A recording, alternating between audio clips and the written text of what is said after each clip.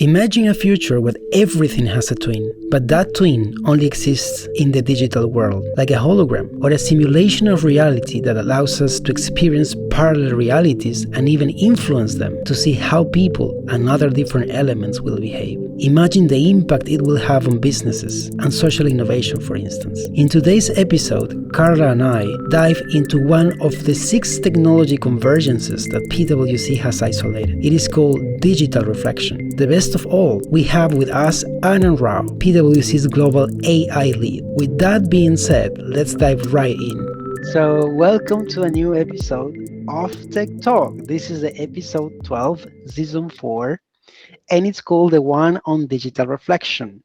Welcome, Carla. Welcome. Today we have a special guest. We have a very special guest, and actually he will address this particular convergence. I always have problems with this word, honestly. It is a tough one. It is a tough one. That previous episode, Scott Likens explained 6 convergences, and today, Anand Rao, who is our global AI lead, will actually explain specifically what digital reflection is. And we are very, very, very excited about this.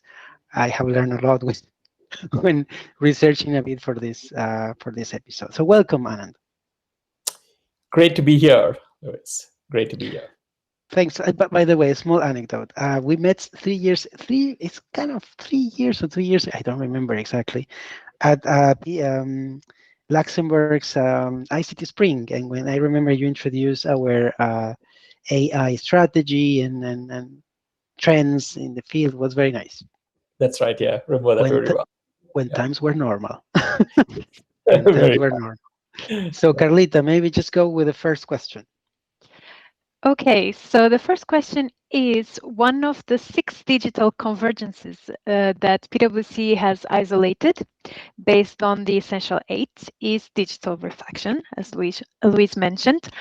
When thinking of it, we are immediately thinking about virtual or parallel scenarios.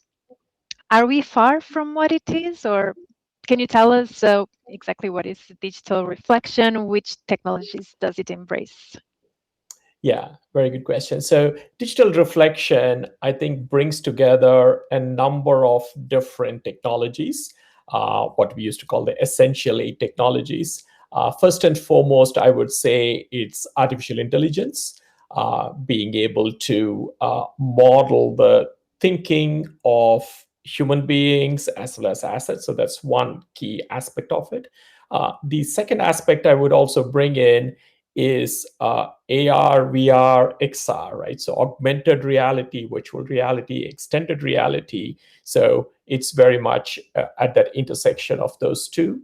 But what we're also seeing, in order to be able to get the full power of these two technologies, you're also seeing what we call as IoT, Internet of Things, also comes into play. And to some extent, automation and intelligent process automation, that also goes into it to essentially create this notion called digital reflection. And digital reflection to us is, can you take this world out there and essentially instrument almost anything and everything and create a digital replica of it? And not only create a digital replica in a static sense, right? So we have a snapshot of the world, but can we then project it forward, push it forward, simulate it forward, if you like, and then look at the consequences and what could happen? So that's what makes it very interesting and exciting, this whole area of digital reflection. So it's like a crystal ball. Or like having a scenario, so you have the replica, but then you input things and variables and you Yes. change things. Okay, That's right. Yeah. So you can then obviously we know that we can't change the real world in multiple ways and then roll back. We can probably go in one direction. We can't go back in that direction, right? So, but with the notion of a digital reflection and the notion of simulation is exactly as what you said, Louis. You can look at, let's say there are, I mean, we look at hundreds and thousands of future paths, right? So let's assume, just for our human mind, that you're looking at half a dozen future paths in which, let's just take a very common example now, COVID-19, right? So it all comes back and we all get back to normal in a few months, and that's one scenario. Or this thing keeps coming again and again. We have some control over it, and it has some control over us. It's like the flu season. So that's another scenario that people are looking at. The third one is, yes, in some of the Western worlds, this might progress well. In some other countries, it might take a long time. It might be end of next year before, right? So, and the virus itself is mutating. So you have a number of these scenarios now. In the case of digital reflection, you know what is there today, you know what has historically happened. Now you can project forward each one of these different paths and then try and understand to some extent what the implications would be. That allows us to, again, come back to the here and now and then say, hey, what action should we take so that we don't end up in one of those scenarios? So This I truly reminds hope. me. See, go ahead. No, this reminds me of a series, Westworld. I don't know if any of you have watched, but it really reminds me about that. Yes, very much so. It is very much like that, and we're not getting too far away from that, right? So I think it's a very, very plausible future Wow. that they put in Westworld, right? So So Anand, when researching also about this, and on our website, I stumbled upon a sentence that actually caught my attention. I will say that literally the way it was written. This digital world, virtual replicas, can evolve without human intervention to help us uncover new insights and test the scenarios. So the question is digital reflection somehow already happening? I would say the digital reflection is happening in a more controlled sense, not necessarily that you have all these AI machines that are running around trying to project various things. That's not what's happening, but it is happening in a very controlled sense as to what some of those futures are. When I say controlled, it is by teams or humans exploring various scenarios. So telling the system what the starting point is, which is essentially some historical data and where we are today, or whatever problem that you're trying to model. And then looking very much into the future scenarios, right? So let me make it very tangible. So this is a couple of years back when there were a number of companies that were looking at, should we go into the car share, ride share world, right? So there's a couple of large auto manufacturers in Detroit looking at this problem, and they had seen some of their European counterparts had already got a car share business. And their question to us initially was, is this a profitable business for us? But then once we determined it was profitable, they wanted to really understand how would this operate. And when I say how this would operate, so they wanted to take very specific cities, and we picked New York, for example, and say, so now how much money will we make in New York? How many customers will come to us versus going and taking a taxi or taking a subway in New York? And what should we be doing? How many vehicles should we have, right? So what is the time that people will be willing to wait, right? So you can go on and on. There are sort of literally hundreds of questions, if not thousands of questions. And obviously all of these questions are related, right? So interrelated. So what we did for them over a 6-month period is essentially built up a digital reflection of the transportation of people in New York City, and built it to such an extent that we essentially modeled humans or consumers, and we had enough data about where people lived, how many cars they had, how many taxis are there in New York, and how people traveled, where they traveled, for what they traveled, right? So whether for commute or whether to pick up kids from soccer, whatever it is. So all of that information is actually went in, and we essentially simulated more than 600,000 go-to-market scenarios, 600,000 go-to-market scenarios. That's a And then lot. Wow. boiled it down to maybe a few thousand that was distilled information. Now then we go into this client, so somewhat not quite like Westworld, the Carla, but we went to a room with around a dozen senior executives of this company, and it was a marathon 8-hour session, just with a lunch break, and they were essentially firing questions at us. So how many vehicles do I need? So what would be the upside of this? How many dollars do I need to invest? Now, for all of those, we didn't just sort of make up an answer. It was all already simulated. Yeah. So we would go there and show them the graph and show them the curve, and they'll say, oh, what if I change my assumption to XYZ? We would do that then and there and show, okay, if you change that, if people can wait for 7 minutes instead of 5 minutes in New York, then you can reduce your number of vehicles from X to Y, right? So Wow. you can do that. So all of those things is what we are calling as digital reflection. So essentially, you're seeing multiple futures. It is scaringly impressive. Now, but I It have is. one question in particular, because in the end, you are kind of guessing human behavior. And that guess, it's coming from the artificial intelligence part. So is artificial intelligence mixing all those variables and kind of predict behavior? Yes. So so what's interesting is there are sort of two levels to this where AI comes in. One is very much at the large scale, right? So what I mean by the large scale is one of the big success of AI in the past 20 years compared to, I mean, what was done earlier is given the amount of information, when you start looking at it statistically with large volumes of data, if you're looking at statistically, you start seeing some significant patterns, right? So that is true of even human behavior, right? So when you start seeing all of the different variables, how the socio-demographics, psychographics of the people are built, and then you're looking at it over a large period of time, large populations, it's almost like, I'm sure you're aware of Isaac Asimov's Foundation series. So there is the notion of psychohistory. I don't think we're quite there yet as to precisely say what humans would do.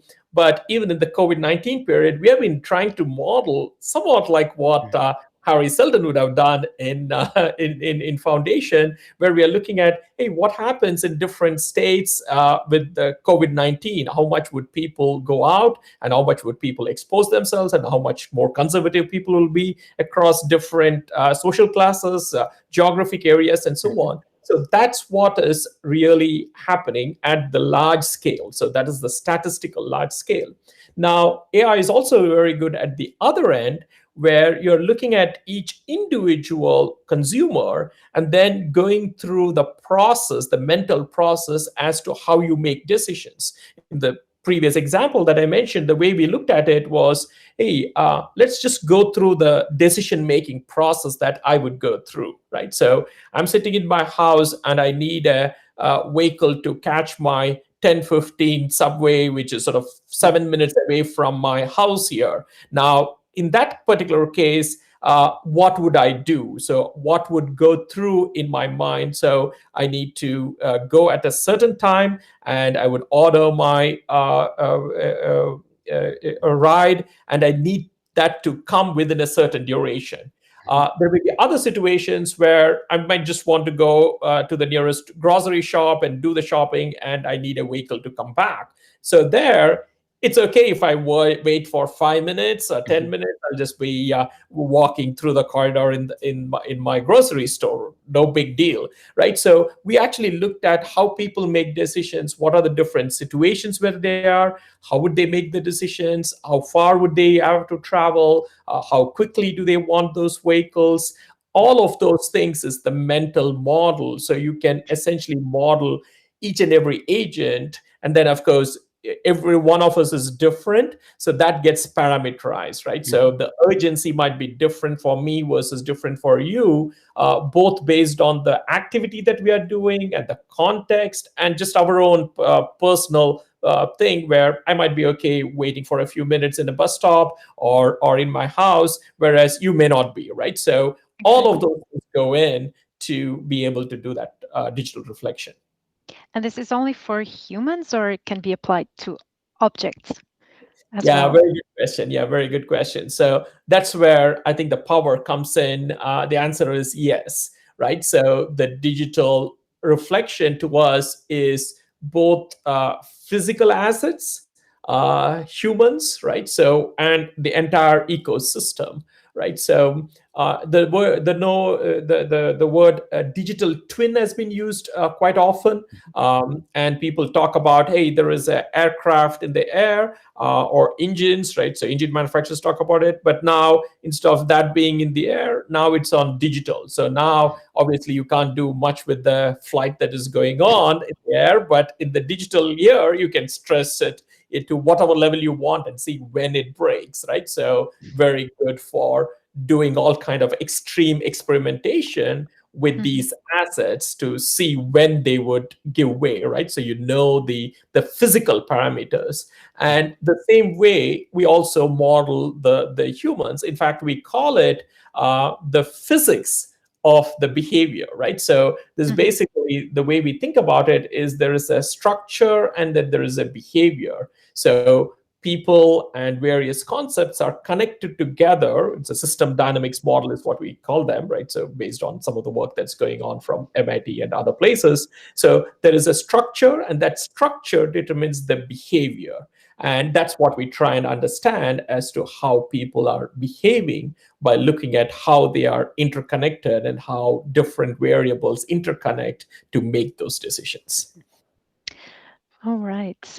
Well, our next question is, why is it important to replicate the real world? I mean, to have your personal view on this one, for sure, from the examples you gave, it's clear that it has a lot of potential for good things.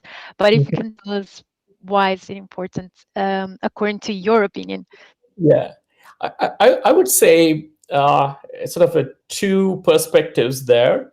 One is, I would say, very much an intellectual curiosity, philosophical perspective, and the other one is a very pragmatic perspective, right? So, what I mean by the intellectual curiosity or philosophical perspective is this notion of I mean, I'm just talking about no digital reflection, but just as the human brain.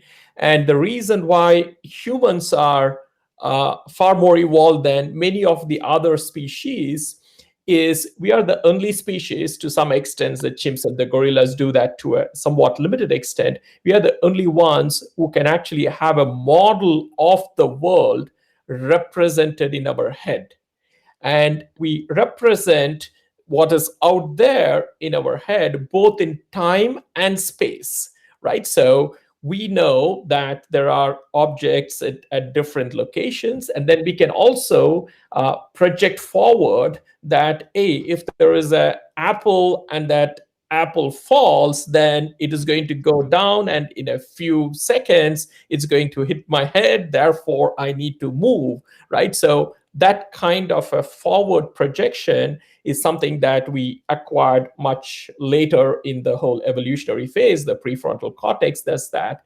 And there are very few, chimps being one of them. Again, they don't have a fully developed notion of simulation. So, simulation to me is almost the quintessential notion of how humans are different to many of the other species. So, in that sense, to be able to do that for a machine, to me, right? So now from humans, let's come back to the machines and have these humans represent some model. Again, it's definitely nowhere near sophisticated as our brains here, but it is still trying to get representation of that and also simulate it and think through the consequences of doing one or the other, as we just went through, right? So that's sort of a more philosophical sense. I think if we don't solve this problem, I don't believe we would have AI, because I think fundamentally that's human intelligence is driven by trying to understand the future in time and space and be able to take evasive action or corrective action.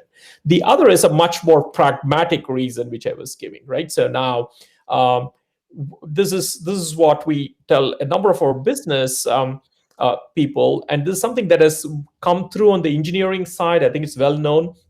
I'll take the engineering example for a minute.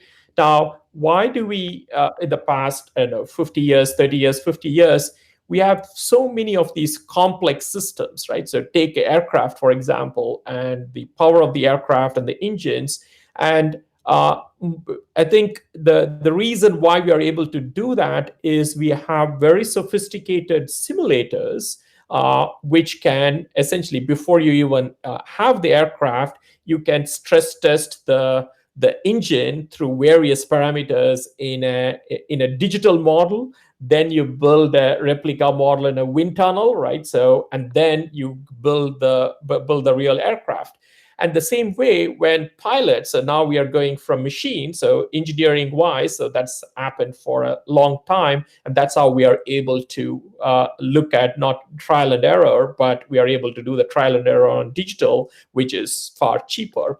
Now, if you look at pilots and how they learn, they just don't get into the aircraft and start flying. They Exactly. sit on the ground, right? And they have to have, I think, 40, 50,000 hours of simulated training before they fly the aircraft. Obviously, it's important for their lives, right? So to be able to do that. Now, on the other hand, just think of all of our politicians, all of our the executives in the businesses and so on. We are dealing with billions and arguably trillions of dollars, and we just do it based on, yeah, I think it sort of worked in 2008, this fiscal stimulus. It was not as bad as what people had imagined would have happened in 1933, 4, and let's just do it and see what happens, right? So that's the way we are operating. Now, with these kinds of things, I think we're not quite there yet, but in the future, you should be able to really try it out, right? So let's try the different options. What if US does this? What if EU or China do something different? And all of those different scenarios, and then come up with your own strategy. Now, if globally we start building these things not in competition, but in collaboration, then we can solve far more issues, right? So climate change being one of them, right? So those are some of the things that I think you can start solving in a very pragmatic manner by digitally doing it and seeing the future. Not quite crystal ball yet, but that's where Not yet. Yeah. But your answer just opened the door for a question that I had, down in the list. But you mentioned philosophy. So the question actually is if you think this awesome digital reflection convergence uh, could kill the beauty of failing. And like I always say, because I love this, the idea of reborn like the phoenix. It's I don't know. That's also the beauty of being human, don't you think? Yeah. So sorry, I didn't get the question. So what was the question? So the question is, because with digital reflections, you can see, potential scenarios, and you can see what will happen. But the beauty of failing, no, I don't Okay. know. Yeah. So I try, and Yes. that is what I think brought us till here, like like the Yeah. humanity. Okay, so yeah, that's the question. Yeah, no, very, very interesting question, right? So I think we are still far away from getting to a stage where we will not, or even our digital systems will not fail, right? Maybe So okay. yeah, so it is That's still a hope. long That's way, because I think every time we do something, there are more changes, more complexity. Again, I think of it as sort of two maybe opposing views of the world, right? So one is are we going to, with all this automation and AI, are humans going to become more robotic before the robots become human, right? Is one scenario, Oh right? my So God. is you might argue that if there's nothing that fails and everyone is sort of dictated, right? So sort of the 1984 kind of a scenario, everything is sort of prescribed and dictated. And there is the other, that's a dystopian view, if you like. There's the other utopian view more, where each one is different, right? So, and even if we have AI assistants the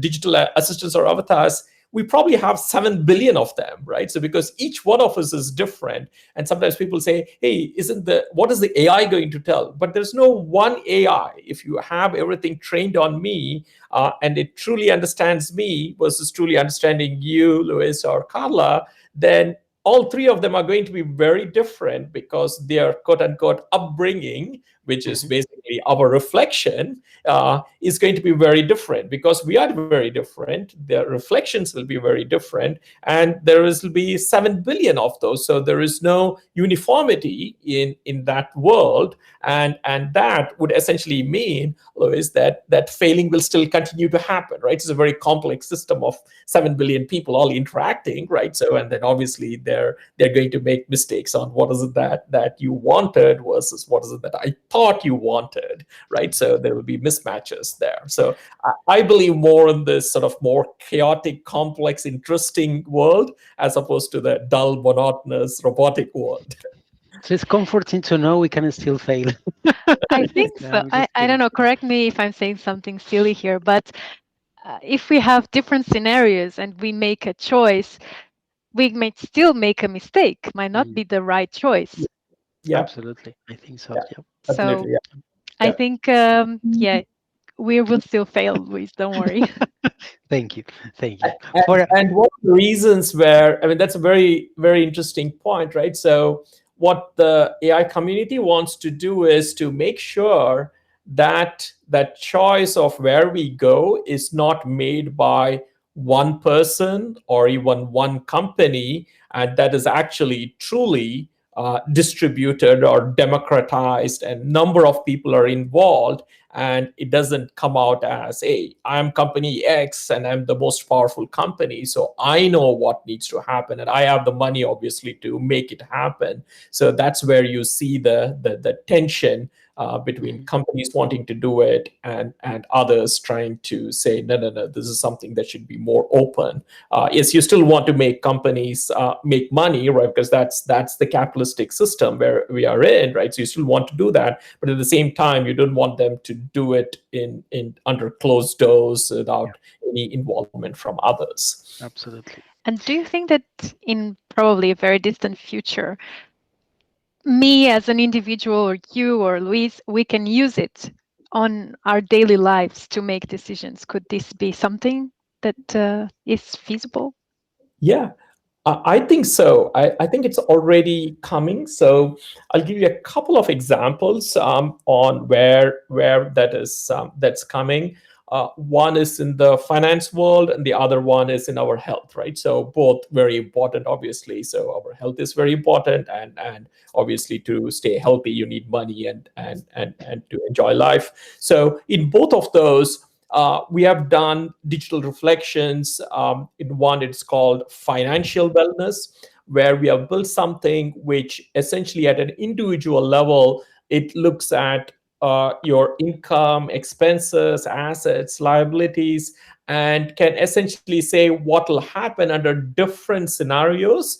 Different scenarios here could be macroeconomic scenarios. It could be very much scenarios around the market, what the market is doing, what the economy is doing, and what individually you might be going through, right? So it'll have very different allocations, portfolio allocations, and guidance based on, to have at least in the US, it's very expensive for college education, right? So if I Mhm. put two kids through private education, it's very different to those two kids going into public, right? So then if I say, hey, I want to put my kids through private education, then it takes a very different path. Same way, there are all these uncertainties in terms of if something happens medically, then if I need assisted living care, that sort of changes the profile. So you can essentially shock your future with various eventualities and see how much money do I really need and what are those constraints and the boundaries, right? So again, each one is for each individual person. So in that sense, so you essentially have your own little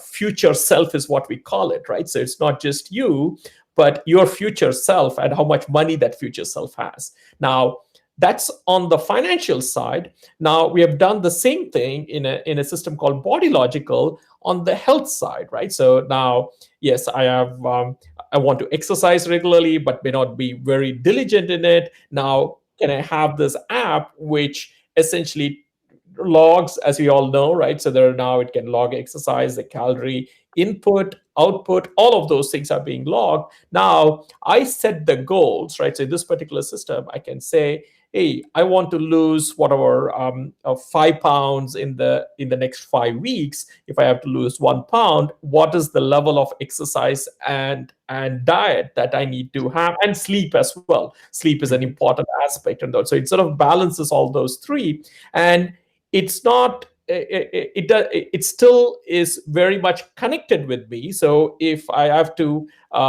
do 2 hours of exercise, then it's going to look at my schedule and say, no, you're not doing 2 hours exercise. Given all the meetings that you have, you'll never be able to do that too. So, and given your historical record of doing only 30 minutes, you suddenly 2 hours from tomorrow onwards for the next 5 weeks to lose 5 pounds. So it knows your constraints, right? So obviously, as you improve, it gets better. So now, just as you asked, right? So those are two assistants, if you like, which are very much tailored to me.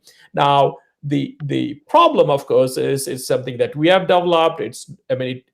Things like this would become more common, and then you want it to be portable, right? So I don't want it to reside just with me, and then I want to be able to share some of those things. I want to see what are some of the other agents or avatars, if you like, digital reflections are doing, so that I can learn from them, right? So if you have a particular routine of exercising, then I would say, oh, I should try and replicate that, right? So you want those digital reflections to be communicating with each other, of course, under our control and guidance, so that it can start learning more than just what I have learned, right? So that's the sort of the next step, but we have just started with creating these digital reflections. You're referring to tangible examples, and I recall this idea Toronto, the city of Toronto had. You remember to have like a sort of smart city or something. It's just like a digital reflection at gigantic scale. Is it that, or Yes, there is yes. no connection? Okay. That's right. Yeah. So it's a sort of a digital reflection, or it's a, if you like, it's a digital city, right? So digital reflection of the city. Now, this is where the other, this is one of the convergence themes is the Internet of Things, right? So now what we have been able to do, or we are doing, I should say, is in many of the cities, almost everything is being attached with a sensor, right? So the signals have sensors, and every equipment is having sensors. Now these sensors emit whatever data depends on it can be every second, every minute, every hour, and so on, right? So now all of that data essentially helps the AI learn, right? So now the AI knows exactly if the temperature outside is this much, and this is what it takes. And again, we had a big storm in Texas, and almost everything collapsed, right? So they didn't have any infrastructure. It was suited for the cold weather and snow, and so everything collapsed. So now, if you instrument all of these, now you have a very precise notion of what is happening. Then comes the next step as to intervening and then understanding why it happened, and then you start correcting. So the whole notion that we said it is digital reflection is assets or equipment and assets and people. Now, of course, assets and people are always interact with each other, and we have seen that in homes and buildings, right? So you have various devices in homes which are all wired now. So my thermostat knows where I am sitting in which place and what temperature I require to be comfortable. All of that, right? So now you're taking what is there within the building into a much larger city now, so that now the city, you can start understanding the pattern. So when people travel, where do they travel from to where? And there is the sort of MIT has been doing some work where they can just, with cell phone data, they can figure out how people travel on various days so much precisely that with a very high level of accuracy they can predict where you'll be on Tuesday morning at 9 o'clock, right? So, or a Sunday morning at 8 o'clock, right? So, if you're going to church, they'll know exactly what it is. And we have seen a lot of apps that can do that as well. So, now we are getting into a stage where you are essentially predicting, not that it will be always correct, but it'll be reasonably correct. Given the circumstances, so that's what that experiment was, in terms of pulling everything together to be able to understand how people behave, and then also to try and, I mean, the purpose of some of these experiments is to then look at, it can we save energy, can we reduce congestion, right? So what are some of the things that we can do at that city level, right? So if we can share information, how useful would that be, right? So again, there are a number of things that are needed there, but that's the experiments that are happening. But I think after all, it was cancelled. I think it didn't go further. Yeah. Yeah. So the cancellation is also very interesting, right? So it was initially a private company or a sort of a technology company that was doing it. Now, in fact, they have reinstated it, but through a consortium of academics and councils essentially Okay. doing the same thing.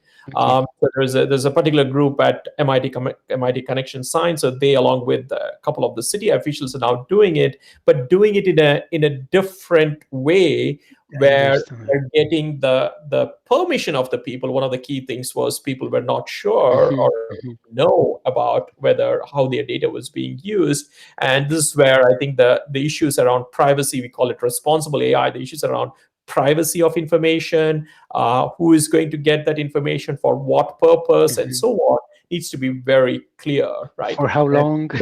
for how long, Also, for how how long, for long? what Yes, purpose, all of that's a that, very good. council. Yeah. Mm. Yeah, I think that's a very good point, whether people will be on board with such a thing Okay. or not. Right. But let's see how this Yeah. will go, Mm. the experiment. So, Carla, go ahead with the next one. Yes, my next question is taking a step back. We have another question. When it comes to this convergence, is there a hierarchy, as in one tech whose development is key? I see that artificial intelligence is quite important, but maybe, I don't know if that's the one. You will tell me. Yeah, which if there is a hierarchy. Yeah, I would say it is all interconnected. Yeah, so I think it's all interconnected. So I don't see it as a graph or a hierarchy, or as a sort of a tree. Sorry, not as a graph, but as a tree. I see it more like a graph, right? So everything is connected with everything else, right? So having said that, yes, AI seems to be penetrating into all of them.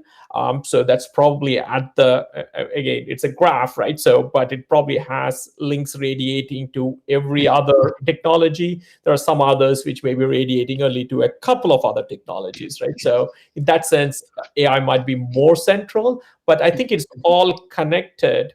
And what is interesting is take 5G, for example. If sort of 5G gets better, then 5G with IoT would make AI better, right? So what I mean by that is, with now the bandwidth is there, and then if all of these devices are connected, now you'll be able to get more data.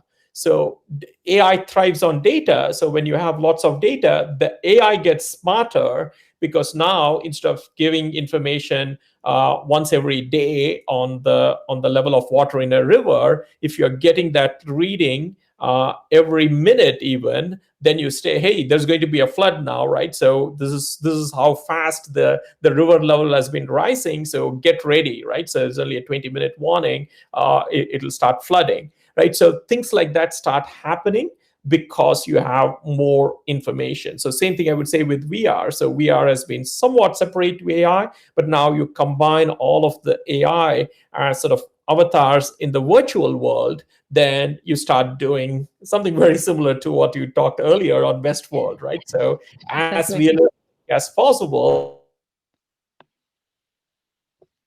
and other humans, we're not quite there yet, and you can't distinguish between a character and the real person, right? So that's what I would say. Sort of, it's all very interconnected, but maybe more data is sort of critical for this whole thing to go ahead. I think it's also quite nice what you mentioned that as individually they improve, they also help each other to get stronger and Mm. to make the convergence even better. That's a Yeah, good Yeah, point. but actually, you know how and the question came up because we were wondering, okay, but there must be one triggering the others. That was maybe in our silly lack yeah, lack of understanding. But now we understand that, well, all of them running move forward in parallel, yeah, although there must be one kind of yeah, driving the thing. No, yeah. that's the okay. That's right. Yeah. That's right. Okay, thanks a lot. So then the unskippable question comes always. So, what are the disadvantages of digital reflection, if there is one, or of the if there are many? I don't know. Yeah, I think I would say sort of there are sort of two extremes of digital reflection, right? So one is uh, people might start trusting and believing in it too much, right? So again, it's only as good as the assumptions and the data that has gone in, right? So again, we still need to exercise our human judgment. Yes, it is a tool, it's a very powerful tool, but again, back to the crystal ball, I don't think it's a crystal ball. I don't know it would ever be a crystal ball, right? So as long as we assume that there are still conscious human beings with will, sort of to change the course of events, it will never be a crystal ball, right? So in that sense, don't trust it too much. Use it, but still use your human judgment to do it. Yes, there are certain things being automated and so on, but I think that's sort of one side of the risk is sort of just trusting everything, and if we start doing that, we'll probably get into that dystopia of we Mhm. becoming robots before the robots become like us, right? So that's sort of a possible scenario there. The other risk also is just on the other side, to be too technocentric, in the sense that we as technologists don't worry too much about the societal implications and just do it for the sake of technology. Of course, digital reflection is really cool, right? So I want to do more and more of it, right? So I want all the data from everyone, right? As we just talked about Toronto, and then I can analyze and access everything. But we need to be cautious in saying, hey, why are we using it? For what purpose? Are the people comfortable with it? Is the society comfortable with it? Just because we can do something in a technology sense, and also we want to do it from a technology sense, doesn't mean that we have to, right? So we may want to do it, but we have to still work through the societal implications and then determine whether society wants us to do it or not, right? So that's where I would say there is a risk that the technologists say, hey, the hell with the society, right? So I'm just going to go and do it, and then we can figure out all the consequences of it. So that, I think there's sort of more awareness of that over the past, I would say, half a dozen years as AI has been improving. So there's a whole community now, not just of technologists, but ethicists, philosophers, right? So all coming together and saying, hey, before it becomes more and more intelligent, we just need to make sure that we understand where we want to take this, sort of consciously drive it in a certain direction, as opposed to just letting the technology come through and figuring it out later as we go along. And we know that that's not a really good strategy, just sort of looking at climate and climate change. If you just push it to later, then we may not be able to direct it in a way, or it might be more expensive to do it that way than to be conscious of how we drive these technologies.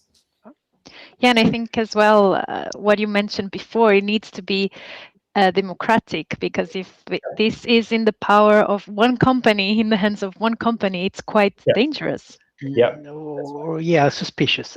It can be suspicious. Yeah. And dangerous. Yes, and dangerous. Okay. Okay, my next question is, what roles will play or would play human-led governance in this convergence?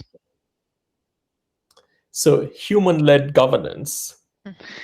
Yeah, well, I think what we mean, Carla, is that because at What some do point, you mean? yes, probably that was one of the questions I suggested. Is because the idea of having this running independently, because at some point I read this, Uh-huh. they will run alone and they will start simulating things, and I said, okay, so what's the human role then? What is That's the right. governance? Yeah. Yeah. So there has been a lot of work around uh, autonomous systems and how autonomous systems should be somehow governed by humans, right? So and even within AI, there's a group at least sort of focusing on what they call as human-centered AI, right? So AI obviously can be autonomous as well as augmenting humans. So there's a whole notion that AI is better off just augmenting what humans are doing. So in that human-centered AI or just the governance, I think you need to be very careful on what we call as human in the loop, human on the loop, and human out of the loop, right? So what we mean by that is human in the loop is the AI is essentially helping the humans make decisions, as I just said before, right? So I still make my finance decisions, but the financial wellness is helping me think through all of those different choices, right? So but I still tell my trader, my advisor to buy or sell a certain stock and so on, right? So I still do that. I don't let the AI do it. So that's more, I am still in the loop.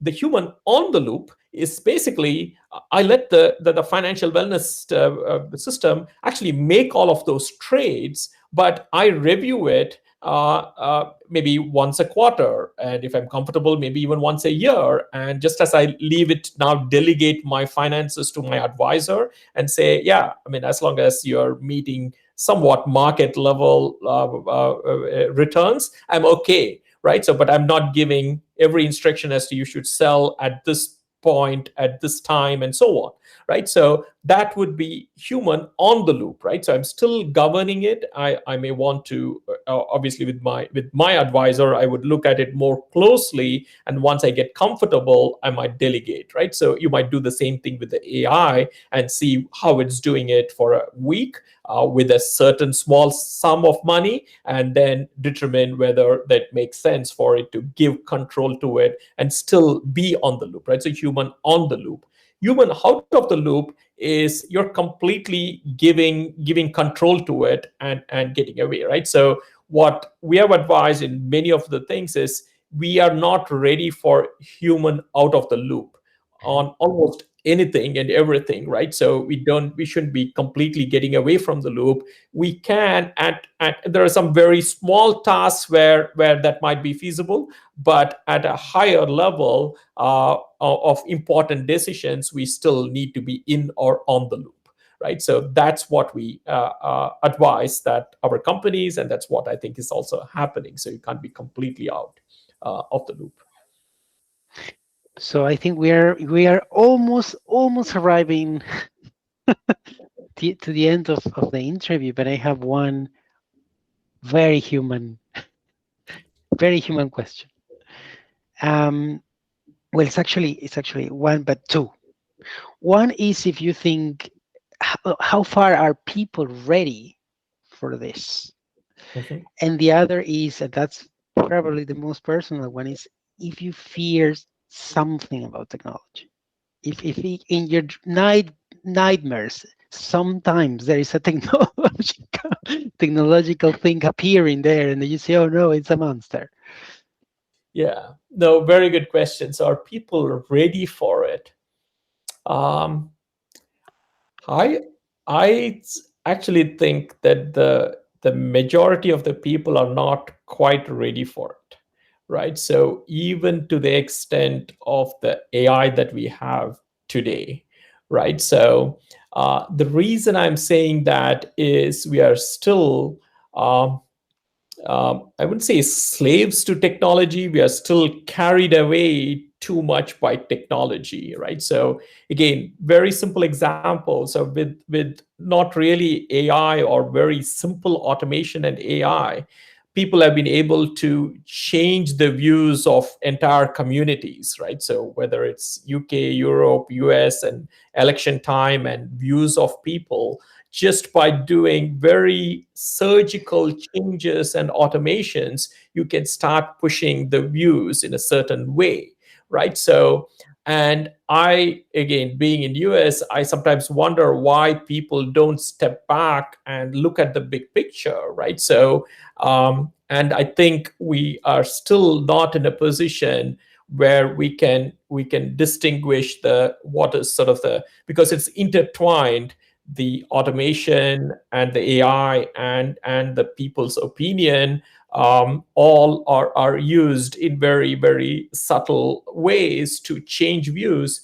I don't think the majority of the people get it, right? So yes, there is definitely a cross section of people in society who get it and have been lobbying for it, but the majority don't get that, right? So that's it. I think there is a danger that there could be a backlash, and people call it a technolash, right? So basically going against the technology, and that's possible, right? So that's very feasible. The other thing that sometimes the technology is doing, which is also very alarming, is unfortunately the internet technology and the AI technology now is creating the polarization even more, right? So Mhm. the people who have these technologies are able to use it are getting better and better, and the people who don't have it are getting worse and worse, right? So it's becoming a virtuous cycle for some and a vicious cycle for some, and it's almost sort of polarizing. Just as the political views are polarizing, the health is polarizing, right? So as we have seen during the COVID-19 period, the finances are polarizing. It's happening amongst countries, right? So countries that adopt these things are forging ahead and others are left behind. And companies, same thing is happening, right? So companies that adopted these things earlier are forging ahead. Same thing with people, right? So people who are in this sort of virtuous cycle are doing better, right? So the same thing when you look at massively open online courses, right? So the people who are doing that are not the ones who have very little education. It's the people who have had a lot of education are Mhm. getting more and more courses, right? So a huge set Mhm. of badges that I go and do, and that's what's happening. So the people who have it get more of it. People who don't have it get less of it. So that's another danger, which I think it's a potential issue of a flashpoint, right? So at some point, some people are going to say, "The hell with all of these things." So we need to go back to a different society and a different world, right? So, and you're seeing some of that backlash. So those would be the two primary concerns I would have. Wow, but they are real concerns. But Yes. you are actually right. Right in the sense of, yes, what I see is technology is creating, this the gap. Gap. Mhm. It's increasingly growing and growing and growing and growing. And you mentioned the MOOC or the MOOC, but yes, to do one of those, these massive online courses, you need to have access, a very good access to internet. You need to understand how it works. You need to know the service in itself. Sometimes you have to pay for them. Yeah. Yeah, it's a bunch of things. But yeah, so I think I have no more questions, Carla, unless you Me have one. neither. No? Well, I think it No, was an awesome, nice, very, very insightful conversation. definitely. Now I feel less ignorant about digital reflection. I remember I discussed this with someone from the United States from PwC, and I say I'm completely lost. I don't know even how to write the questions.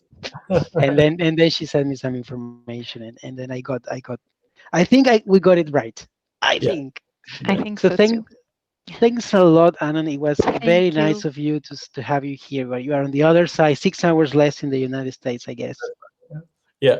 No, And great to have you. Great conversation. Loved your questions. So both of you, Carla and Rohit. very nice. And Thank you, like Anand. we say nowadays, stay safe Yeah, stay safe. and let's hope for having a normal summer, please.